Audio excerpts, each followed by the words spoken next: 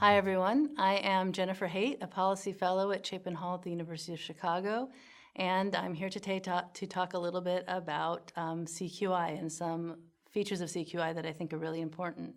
Some of you may know me from the work that I've done with colleagues here through the Northern California Training Academy, including teaching courses like the Advanced Analytics and the Data Slam and the Practicum, and participating in other sessions about CQI around the state.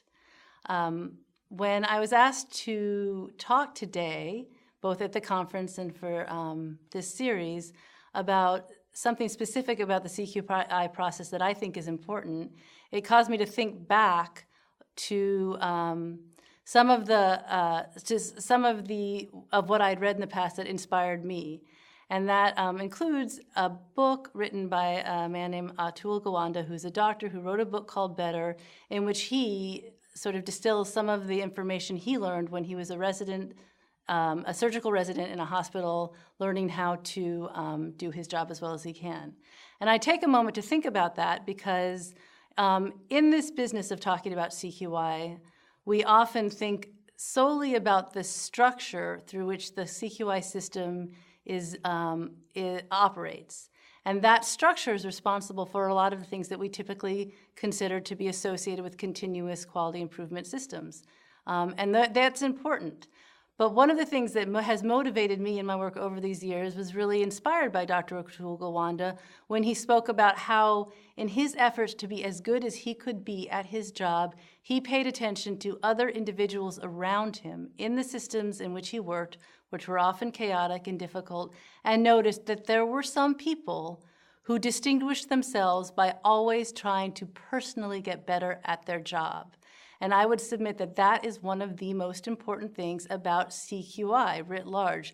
The processes that we all, I would claim, are obligated to undertake so that we can contribute to our system's efforts to be better at the work it's doing on behalf of children and youth and families in the communities in which we are operating. So in this book, Better, in his efforts, what he learned as he was working in this hospital, trying to be as good a surgical resident as he could, he makes the following observation. I want to read it because I thought it was so compelling. He says, in medicine, as in any profession, we must grapple with systems, resources, circumstances, people, and our own shortcomings as well. We face obstacles of seeming unending variety. Yet somehow we must advance, we must refine, we must improve. And it's striking to me because it sounds so much like social work. It's hard, it's challenging, it's flawed people working with flawed people and trying to make their lives better in ways that we can document and systematize and continually improve. And he goes on in this book to provide lots of evidence based on his own observation about how people like him and people like you and people like us who work in these complicated systems can get better at getting better by simply paying attention. And he concludes his book with some advice. 5 things, he says, is his advice to those of us who, like him, want to get better at being better. The first thing he says is ask a question. And I interpret that in lots of ways, but essentially I interpret it as sort of an exhortation to be curious. Pay attention to what's going on around you and then ask a question about it. Because when you do, you'll learn something.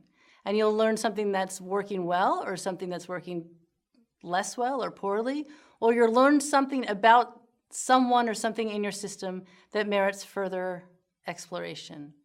You can't not get better if you're not curious.